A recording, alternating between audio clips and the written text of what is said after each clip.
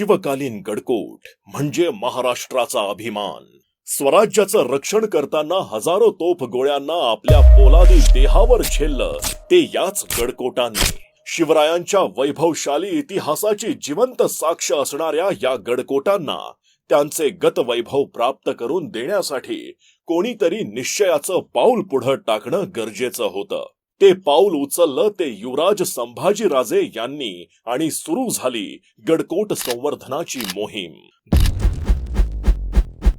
दुर्गराज रायगडाला झळाळी मिळाली, पायवाटा मजबूत झाल्या, पायरी मार्ग भक्कम झाला, राजसदरेचं रूप पालटलं, पाण्याची टाकी स्वच्छ झाली, पाचार येथील राजमाता जिजाऊंच्या समाधी स्थळाला गतवैभव प्राप्त झालं, जमिनीत दडपलेल्या ऐतिहासिक वास्तूंना झळाळी मिळाली आणि दुर्गराज रायगडाला पुन्हा जाग आली।